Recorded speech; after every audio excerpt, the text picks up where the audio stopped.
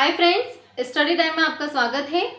Indian polity की M Laxmikant की series में आज हम देखेंगे बहुत ही महत्वपूर्ण चैप्टर है यूनिट 5 संघ एवं इसका क्षेत्र।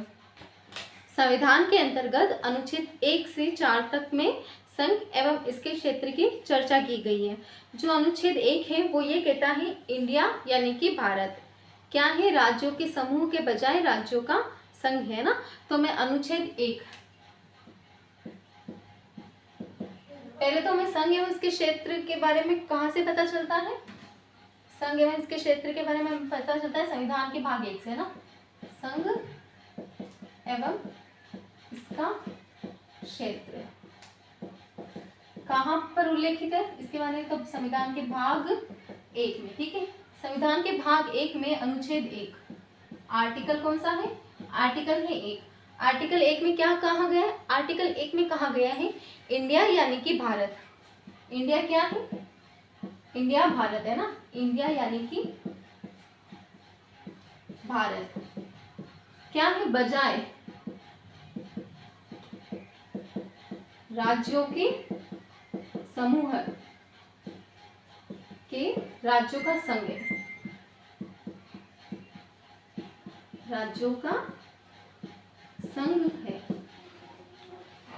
यानी कि हमें आर्टिकल 1 से हमें दो बातें पता चलती है। ठीक है, पहली बात क्या पता चलती है, पहली बात हमें ये पता चलती है इंडिया यानी कि भारत है। ठीक है, मतलब हमें क्या पता चलता है आर्टिकल 1 से हमें हमारे देश का नाम पता चलता है। ठीक है, और फिर दूसरी कि हमारे देश की पद्धति कैसी है ना, देश की राज पद्धति कैसी है।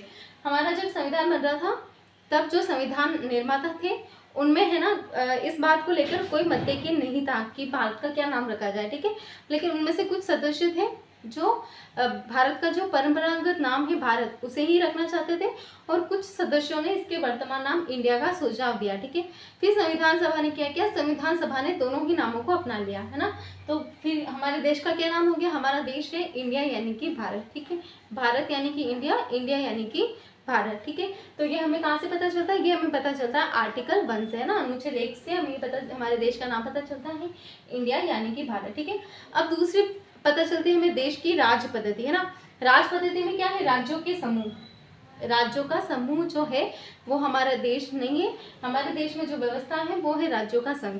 कैसी व्यवस्था है, राज्यों का संघ है ना।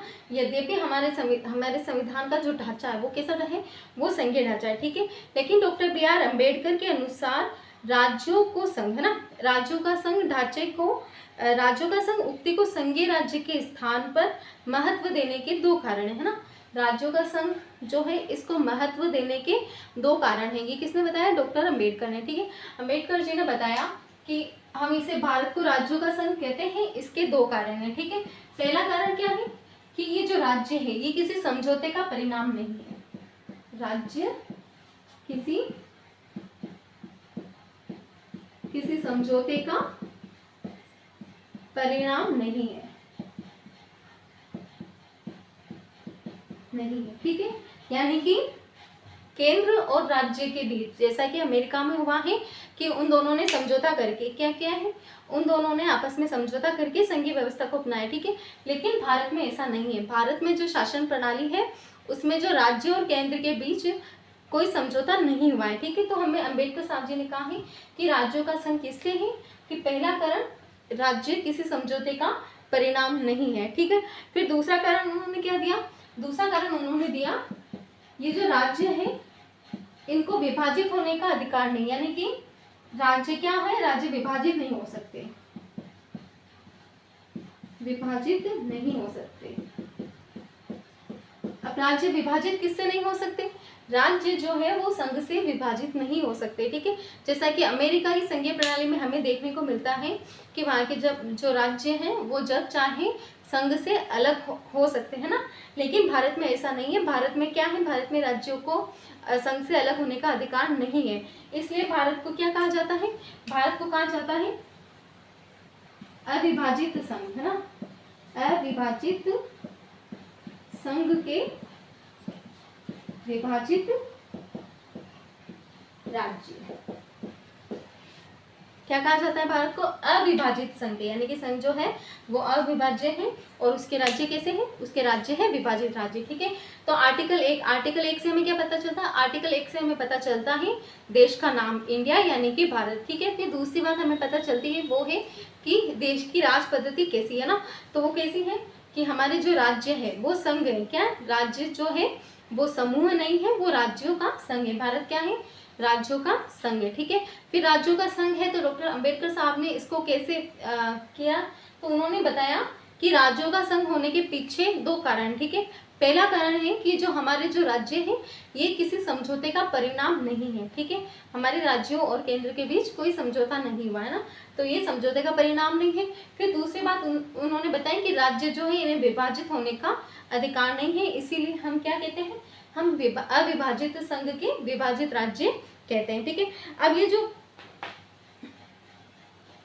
लेकिन हमारा जो देश है ना, ये जो राज्य ये विभक्त नहीं हो सकते, लेकिन ठीक है, पर हमारा जो देश है उसमें क्या एक विभिन्न राज्यों में प्रशासनिक सुविधा के लिए बटा हुआ है ना, यानी कि पूरा देश क्या है? पूरा देश एक है लेकिन विभिन्न राज्यों में प्रशासनिक सुविधा के लिए बटा हुआ है, ठीक है। पूरा देश कैसा है? हमारा पूरा देश एक है लेकिन विभिन्न राज्यों में प्रशासनिक सुविधा के लिए बटा हुआ है, ठीक है। अनुच्छेद 1 के अनुसार हम है ना भारत को 3 श्रेणियों में बांट सकते हैं, ठीक है। अनुच्छेद 1 के अनुसार हम क्या कर सकते हैं? अनुच्छेद 1 के अनुसार हम भारत को 3 क्षेत्रों में बांट सकते हैं, ठीक है ना। अनुच्छेद 1 के अनुसार भारतीय क्षेत्र, ठीक है। भारतीय क्षेत्र हम 3 क्षेत्रों में, जिसमें पहला क्षेत्र राज्य क्षेत्र यानी कि भारत के राज्य। कौन से क्षेत्र है? राज्य क्षेत्र, यानी कि राज्य जैसे कि राजस्थान, यूपी, महाराष्ट्र, कर्नाटक, ठीक है, ये राज्य क्षेत्र, ठीक है। फिर दूसरा है संघ क्षेत्र। संघ क्षेत्र के रूप में हम किसे जानते हैं? जैसे लद्दाख हो गया, पुडुचेरी हो गया ना, चंडीगढ़ हो गया, ये क्या है? ये संघ क्षेत्र है ना। भारतीय क्षेत्र को अनुच्छेद 1 के तहत हम 3 भागों में बांटते हैं, ठीक है। राज्य क्षेत्र, नॉर्मल राज्य, और संघ क्षेत्र जो अपने यूनियन टेरिटरीज है, ठीक है। फिर तीसरा क्षेत्र कौन सा है? भारत द्वारा अधिग्रहित, ऐसा क्षेत्र जिसे भारत किसी भी समय अधिग्रहित कर सकता है ना, ठीक है। ऐसे क्षेत्र जिन्हें भारत द्वारा कभी भी अधिग्रहित किया जा सकता है ना।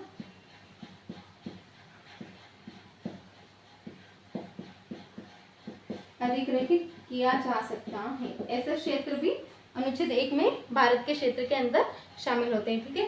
राज्य क्षेत्र, नॉर्मल राज्य, संघ क्षेत्र, यूनियन टेरिटरीज और ऐसे क्षेत्र जैसे कि तिब्बत वाला क्षेत्र है ना, कभी भारत चाहे और उस मतलब ऐसी परिस्थितियां निर्मित हो कि भारत का उस पर शासन होगा, ठीक है, तो वो कौन से क्षेत्रों में आएगा? वो फ्यूचर वाले क्षेत्र ना, तो उसे भी हम अपने इसमें अनुच्छेद 1 में जगह देते हैं, ठीक है। राज्यों एवं संघ शासित राज्यों के नाम उनके क्षेत्र विस्तार को संविधान की पहली अनुसूची में दर्शाया गया, ठीक है। यानी कि राज्यों एवं संघ शासित क्षेत्र है ना, मतलब हमारे राज्य हो गए, यूनियन टेरिटरीज हो गए, इनके नाम, उनका जो क्षेत्र विस्तार है, उनको संविधान की पहली अनुसूची में दर्शाया गया, ठीक है। इस वक्त हमारे देश में कितने राज्य हैं? तो इस वक्त हमारे देश में 28 राज्य और 8 केंद्र शासित प्रदेश है ना। इस राज्यों के संदर्भ में संविधान के उपबंध की व्यवस्था सभी राज्यों पर समान रूप से लागू है ना, यानी कि जो जितने भी राज्य हैं उन पे जो संवैधानिक व्यवस्था है वो सभी राज्यों के लिए समान है और समान रूप से लागू है ना। यद्यपि संविधान का भाग 21, कौन सा भाग है? संविधान का भाग 21, संविधान के भाग 21 में ना कुछ राज्यों के लिए विशेष उपबंध किए गए। क्या किए गए हैं? संविधान के भाग 21 में ना, भाग 21 कुछ राज्यों के लिए विशेष उपबंध, कुछ राज्यों के लिए विशेष उपबंध किए गए है ना। ये विशेष उपबंध जो किए गए ये हमारे संविधान में ही किए गए, ठीक है। किसके तहत? संविधान के भाग 21 के तहत है ना, जिसमें देखो मैंने जो राज्य याद किए थे वो कैसे किए थे? सबसे पहले यहाँ पे गुजरात है ना, गुजरात के नीचे महाराष्ट्र, फिर गोवा, गुजरात, महाराष्ट्र, गोवा, कर्नाटक है ना, ठीक है, कर्नाटक, फिर तेलंगाना, आंध्र प्रदेश है ना, ठीक है, इस तरीके से मैंने राज्य याद किया था। गुजरात, महाराष्ट्र, गोवा, कर्नाटक, तेलंगाना, आंध्र प्रदेश। गुजरात, महाराष्ट्र, गोवा, कर्नाटक, तेलंगाना और आंध्र प्रदेश। ठीक है, ये तो हो गए हमारे तटीय क्षेत्रीय वाले राज्य है ना। फिर कुछ पूर्वी राज्य है ना, जैसे कि नागालैंड, असम, मणिपुर। ठीक है, नागालैंड, असम, मणिपुर, सिक्किम और मिजोरम और अरुणाचल प्रदेश है ना। कौन कौन से राज्य? नागालैंड, असम, मणिपुर, सिक्किम, मिजोरम, अरुणाचल प्रदेश है ना, अरुणाचल प्रदेश। ठीक है, नागालैंड, असम, मणिपुर, सिक्किम, मिजोरम और अरुणाचल प्रदेश। ठीक है, राज्य ये जो है भाग 21 के तहत कुछ विशेष उपबंध वाले राज्य। ठीक है, गुजरात, महाराष्ट्र, गोवा, कर्नाटक, तेलंगाना, आंध्र प्रदेश। ठीक है, इनमें तो कोई प्रॉब्लम ही नहीं है, गुजरात, महाराष्ट्र, गोवा, कर्नाटक, तेलंगाना और आंध्र प्रदेश। ठीक है, फिर ये वाले जो राज्य है ये हमें स्पेशली याद करने, जैसे नागालैंड, असम, मणिपुर, सिक्किम, मिजोरम, अरुणाचल प्रदेश। ठीक है, इनमें त्रिपुरा नहीं है ना। ठीक है, पूर्वी राज्यों में कौन त्रिपुरा शामिल नहीं है ना। तो कौन कौन से राज्यों के? नागालैंड, असम, मणिपुर, सिक्किम, मिजोरम और अरुणाचल प्रदेश। ठीक है, ये भाग 21 के तहत ऐसे राज्य हैं जिनके लिए संविधान में विशेष उपबंध किया गया है। ठीक है, फिर इसके अतिरिक्त संविधान के भाग 21 के अतिरिक्त भी संविधान की 5वीं और 6ठी अनुसूची है ना, संविधान की 5वीं और 6ठी अनुसूचियों में राज्यों के भीतर अनुसूचित एवं जनजातीय क्षेत्रों के प्रशासन के लिए विशेष उपबंध है। ठीक है,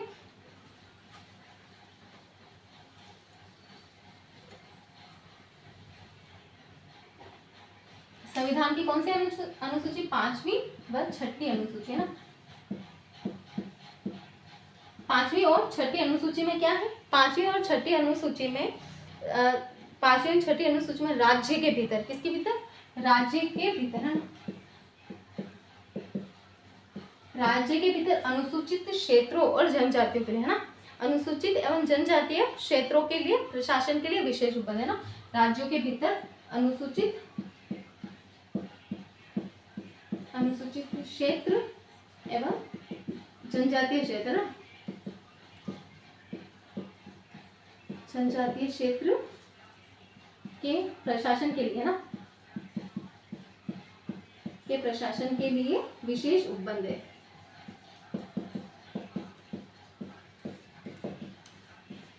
संविधान की 5वीं और 6ठी अनुसूची में राज्य के भीतर अनुसूचित क्षेत्र एवं जनजातीय क्षेत्र के प्रशासन के लिए क्या है?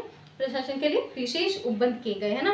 ठीक है, देखो अनुच्छेद 1 में हमने क्या क्या देखा? अनुच्छेद 1 में हमने देखा इंडिया यानी कि भारत। ठीक है, फिर पद्धति किसी, तो इंडिया जो है वो क्या है? राज्यों का संघ है ना, राज्यों का संघ है। राज्यों के संघ से हमें कौन सी बातें क्लियर होती है? इससे हमें ये बातें क्लियर होती हैं कि इंडिया जो है मतलब इंडिया है, पहले तो उसका नाम है ना, इंडिया यानी कि कौन है? इंडिया यानी कि भारत। ठीक है, फिर दूसरी बात जो हमें पता चलती है वो ये है कि राज्य जो है ना वो किसी समझौते का परिणाम नहीं है। ठीक है, और राज्यों को संघ से अलग होने का भी कोई अधिकार नहीं है ना, ये अनुच्छेद 1 में। ठीक है, फिर हमने देखा अनुच्छेद 1 में हमें भारतीय क्षेत्र 3 भागों में बांट सकते हैं ना, एक तो राज्य क्षेत्र, संघ क्षेत्र और ऐसे क्षेत्र जिन्हें भारत द्वारा कभी भी अधिग्रहित किया जा सकता है।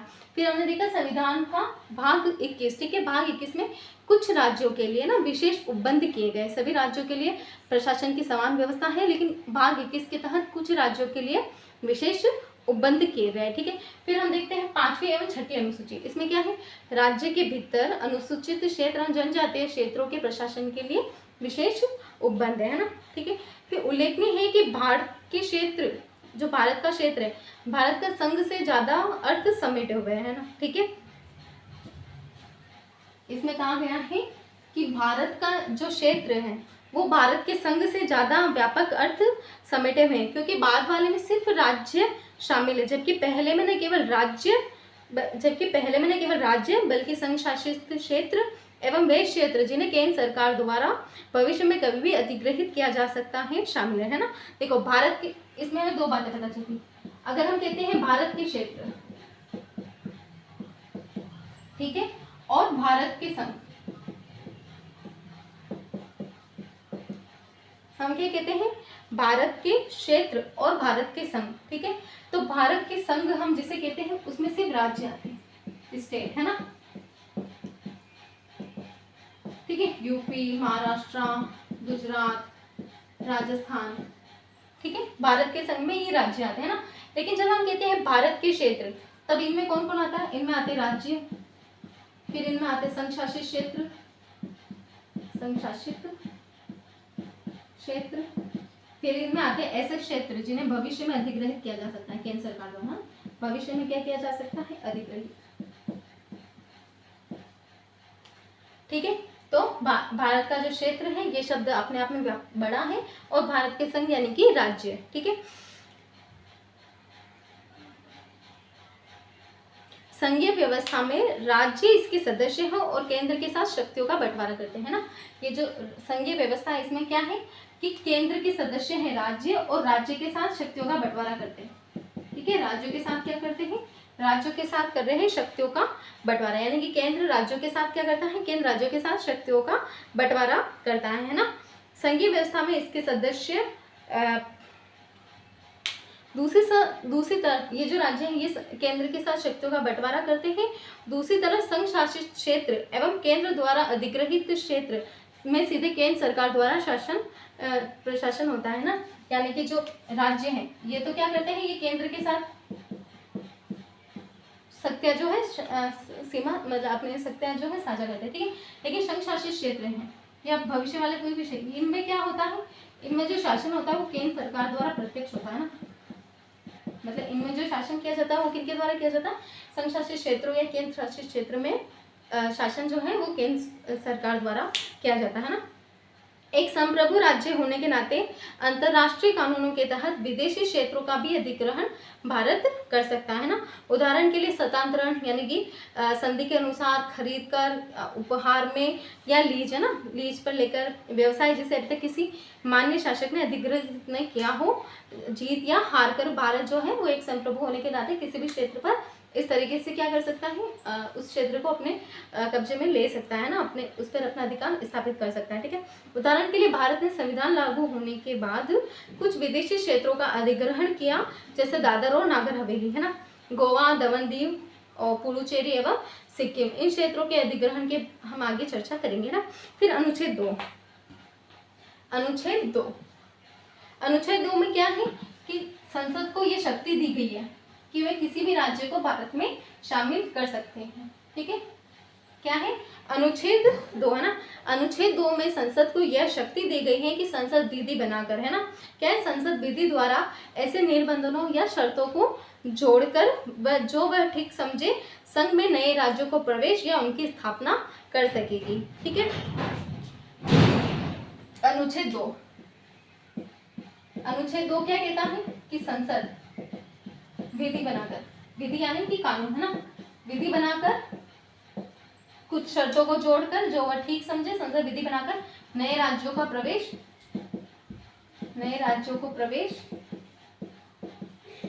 या स्थापना कर सकेगी।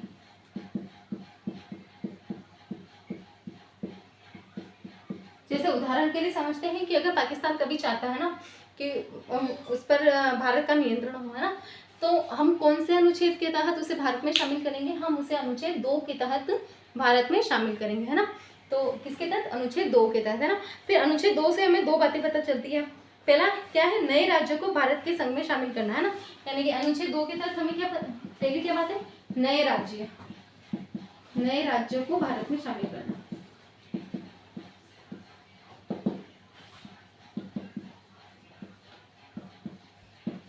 नए राज्य, अनुच्छेद 2 के तहत नए राज्य जो है वो भारत में शामिल किए जा सकते हैं ना। पहली शक्ति तो ये पता थी, है ना, पता चलती। फिर नए राज्यों की गठन करने की शक्ति, दूसरी क्या शक्ति है? नए राज्यों की गठन करने की शक्ति।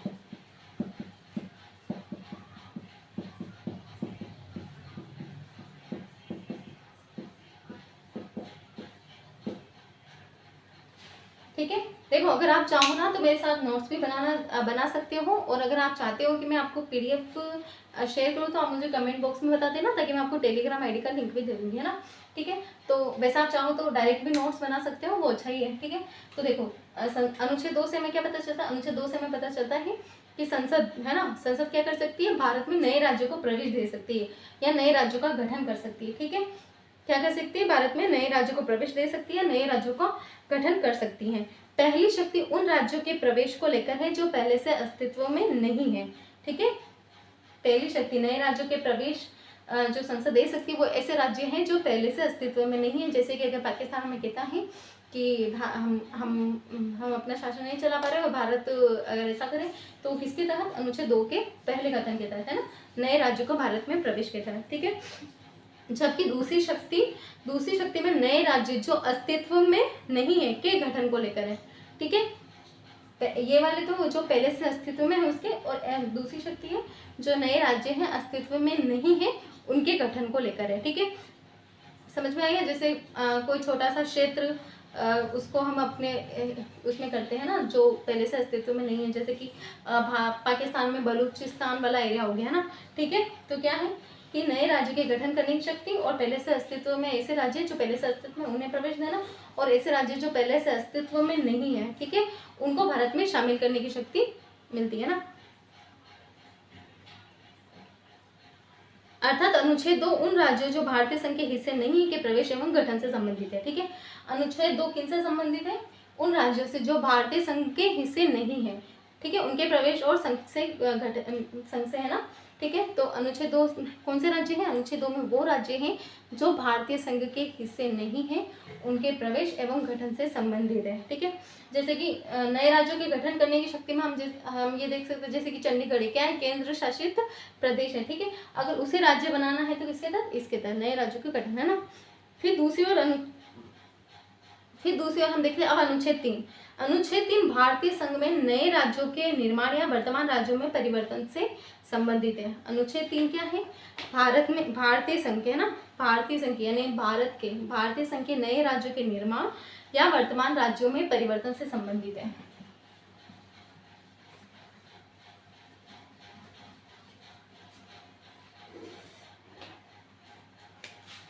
अनुच्छेद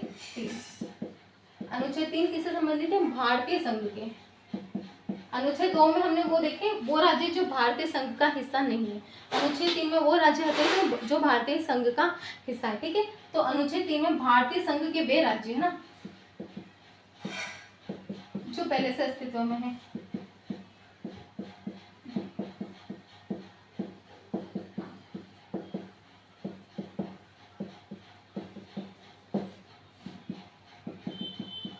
उनके गठन से संबंधित है, उनके गठन एवं नाम में परिवर्तन से संबंधित है ना।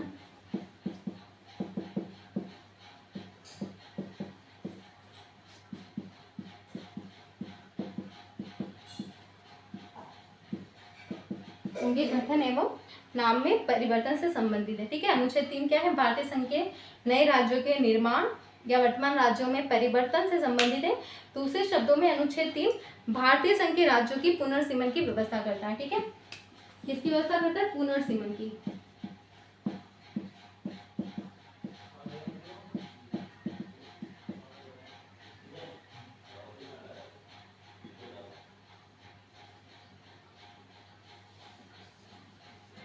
देखो ये भारत है ना, जैसे कि मतलब पहले जम्मू कश्मीर और लद्दाख वाला जो क्षेत्र था वो एक था। ठीक है, फिर उन दोनों को अलग किया गया, तो किसके तहत किया गया, वो किया गया अनुच्छेद 3 के तहत। ठीक है, अनुच्छेद 3 के तहत उस क्षेत्र को मतलब अलग किया गया, लद्दाख बनाया गया और जम्मू एंड कश्मीर बनाया गया। ठीक है, फिर जैसे दादर नागर हवेली दमन दीव को एक किया गया, तो वो किसके तहत, वो किया गया अनुच्छेद 3 के तहत। ठीक है, जब किसी राज्य का नाम बदला जाता है ना, 2011 में ओडिया है ना, 2011 में ओडिया का नाम बदलकर उड़ीसा किया गया था। ठीक है, तो वो किसके तहत किया गया, वो किया गया अनुच्छेद 3 के तहत। यानी कि अनुच्छेद 3 उन राज्यों के लिए प्रावधान करता है जो भारतीय संघ का हिस्सा है। ठीक है, फिर उन राज्यों में क्या करना, उन राज्यों की सीमा में परिवर्तन करना, उन राज्यों की सीमा घटाना बढ़ाना, उनके नामों में परिवर्तन करना, ये सब किसके द्वारा होता है, ये सब होता है अनुच्छेद 3 के द्वारा। ठीक है, राज्यों के पुनर्गठन से संबंधित जो शक्ति वो अनुच्छेद 3 में दी गई। ठीक है, कौन सी शक्ति है अनुच्छेद 3 में, राज्यों के पुनर्गठन से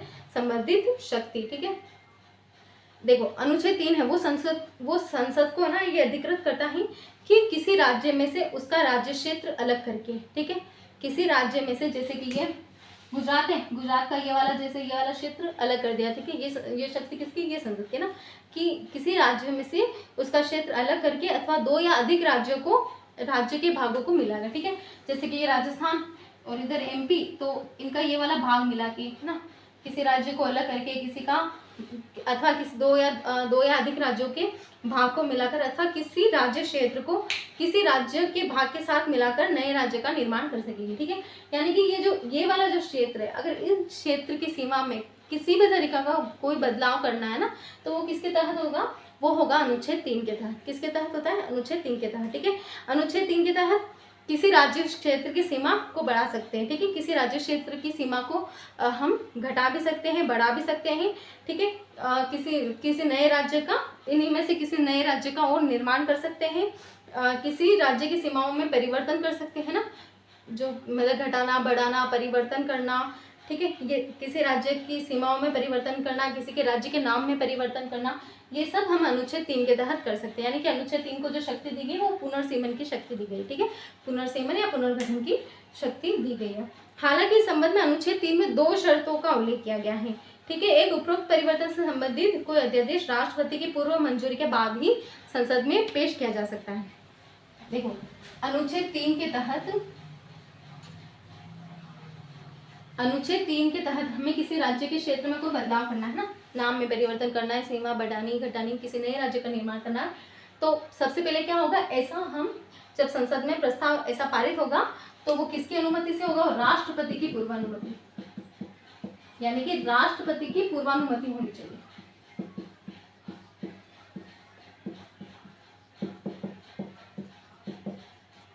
राष्ट्रपति की क्या होनी चाहिए, राष्ट्रपति की पूर्वानुमति होनी चाहिए, ठीक है।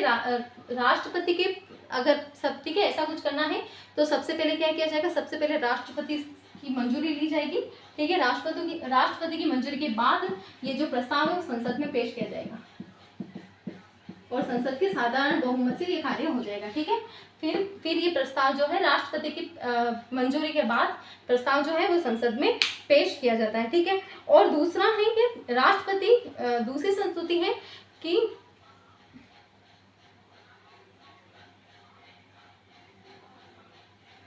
दूसरी इसमें व्यवस्था है कि ये जो राष्ट्रपति है ना, ये क्या करते हैं, वो संबंधित विधानमंडल है ना, संबंधित विधानमंडल का मत जानने के लिए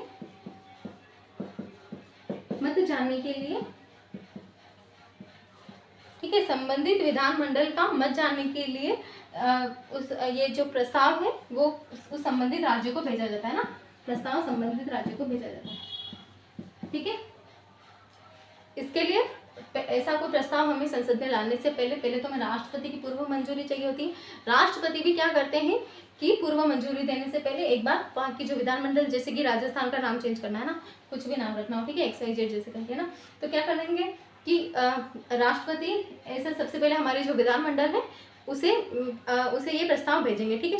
फिर विधानमंडल को क्या है, एक निश्चित समय सीमा के भीतर ये मत दिया जाना चाहिए, यानी कि विधानमंडल जो है एक निश्चित समय सीमा के भीतर विधानमंडल को इस बारे में स्वीकृति देनी चाहिए, ठीक है। हाँ या चाहे ना, जो भी हो, विधानमंडल को ऐसी स्वीकृति देनी चाहिए, ठीक है। हालांकि जो राष्ट्रपति है वो इस स्वीकृति को मानने के लिए बाध्य नहीं है, ठीक है। यानी कि राष्ट्रपति चाहे तो उनकी हाँ को माने या राष्ट्रपति चाहे तो उनके हाँ को रिजेक्ट करे, ठीक है। तो यानी कि राष्ट्रपति जो है अनुच्छेद 3 के तहत सबसे पहले कोई भी प्रस्ताव पेश होता है तो उसे सबसे पहले विधानमंडल के पास भेजते हैं, फिर उसके बाद उनकी मंजूरी के बाद उनको एक निश्चित समय दिया जाता है। उस समय के बाद राष्ट्रपति की इच्छा अनुसार, है ना, मतलब कि विधानमंडल की इच्छा इसमें लागू नहीं होती है और फिर संसद में ऐसा प्रस्ताव पेश किया जाता है, ठीक है। इसके अतिरिक्त संसद के नए राज्यों का निर्माण करने की शक्ति में किसी राज्य या संघ क्षेत्र के किसी भाग को किसी अन्य राज्य संघ क्षेत्र में मिलाकर अथवा नए राज्य या संघ क्षेत्र में मिलाकर अथवा नए राज्य या संघ क्षेत्र का निर्माण कर सकती है, ठीक है। मतलब इसके तहत मैंने भी पहले बताया, भारत की सीमा में बदलाव करना हो, उनके नाम में परिवर्तन करना हो, इस तरह से अनुच्छेद 3 के तहत राष्ट्रपति कर सकते हैं, ठीक है। राष्ट्रपति या संसद, है ना, राज्य विधानमंडल के मत को जानने के लिए बाध्य नहीं है, वो इसे स्वीकार भी कर सकते हैं और इसे अस्वीकार भी कर सकते हैं, भले ही उनका मत, यानी कि भले ही विधानमंडल ने जो अपना मत है वो समय पर दे दिया हो, ठीक है। संशोधन संबंधी अध्यादेश संशोधन संबंधी अध्यादेश के संसद में आने पर हर बार राज्य के विधानमंडल के लिए संदर्भ बनाना जरूरी नहीं है, ठीक है। यानी कि जब ये ऐसा प्रस्ताव संसद में आता है तो हर बार एक बार के लिए कंपलसरी है कि एक बार के लिए पूछना था, बाकी हर बार ऐसा करना कोई आवश्यक नहीं है, ठीक है ना। इस संघ क्षेत्र के मामले में संबंधित विधानमंडल के संदर्भ की कोई आवश्यकता नहीं है। संसद जब उचित समझे वह स्वयं कदम उठा सकती है। इस तरह ये स्पष्ट है कि संविधान संसद को यह अधिकार देता है कि वह नए राज्य बनाने, उनमें परिवर्तन करने, नाम बदलने या सीमा में परिवर्तन के संबंध में बिना राज्यों की अनुमति के कदम उठा सकती है। दूसरे शब्दों में संसद अपने अनुसार भारत के राजनीतिक मानचित्र का पुनर्निर्धारण कर सकती है। इस तरह संविधान द्वारा क्षेत्रीय एकता या राज्य के अस्तित्व को गारंटी नहीं दी गई है, ठीक है। इस तरह भारत को सही कहा गया है विभक्त राज्यों का अविभक्त संघ, ठीक है। देखो ये कहना चाह रहे हैं कि संसद जब चाहे भारत के नक्शे को बदल सकती है, ठीक है। संसद जब चाहे क्या कर सकती है, भारत के नक्शे को बदल सकती है। यानी कि जो हम देखते हैं ना अभी 28 राज्य हैं, तो संसद जब चाहे उन्हें 30 राज्य कर सकती है, उन्हें उसकी भले 15 राज्य कर सकती हैं। ये सब किस पे डिपेंड करता है, ये सब संसद पे डिपेंड करता है। इसमें राज्य विधानमंडल कुछ भी नहीं कर सकते हैं, ठीक है। इसीलिए हम हमारे देश की जो व्यवस्था है या राज्यों को क्या कहा जाता है, भारत को क्या कहा जाता है कि अविभाजित राज्यों का अविभाजित संघ क्या कहा जाता है, विभक्त राज्यों का अविभक्त संघ, है ना, ठीक है। जबकि संघ सरकार राज्य को समाप्त कर सकती है। यानी कि जो संघ सरकार है वो चाहे तो किसी भी राज्य को उसका नामोनिशान मिटा सकती है, ठीक है। नामोनिशान मिटाने का मतलब कि जैसे कि राजस्थान को कम्प्लीटली मध्य प्रदेश में मिला दे, है ना, मध्य प्रदेश को कम्प्लीटली राजस्थान में मिला ले, तो ऐसा संसद कर सकती है ना। दूसरी तरफ अमेरिका में क्षेत्रीय एकता या राज्यों के अस्तित्व को संविधान के द्वारा गारंटी दी गई। हमारे भारत में राज्यों को संविधान के द्वारा गारंटी नहीं दी गई है। संसद को यह अधिकार दिया गया है कि वो राज्यों में अपने अनुसार हेरफेर बदल कर सकती है। लेकिन अमेरिका में क्या है, अमेरिका में उनके राज्यों के अस्तित्व को गारंटी दी गई है संविधान के अंदर, ठीक है। अमेरिका संघीय सरकार नए राज्यों का निर्माण या उनकी सीमाओं में परिवर्तन बिना संबंधित राज्य की अनुमति के नहीं कर सकते। अमेरिका में ऐसा नहीं होता है। अमेरिका में ये वाला सीन है, ठीक है। अमेरिका में केंद्र बराबर राज्य, ठीक है। भारत में कैसा सीन है, भारत यहाँ पे राज्य यहाँ पे, ठीक है। भारत में राज्य जो है वो छोटे भाई है और केंद्र है वो बड़ा भाई, ठीक है। वहाँ पर दोनों के पास ही सेम सत्ता है, केंद्र और राज्य के पास अमेरिका में, ठीक है। इसीलिए अमेरिका को क्या कहा जाता है, अमेरिका को कहा जाता है अविभाज्य राज्यों का अविभाज्य संघ। फिर हम देखेंगे कल अनुच्छेद 4 और अन्य राज्यों से जो कुछ प्रावधान किए गए थे इम्पोर्टेंट, हम वो कल देखेंगे। So thank you.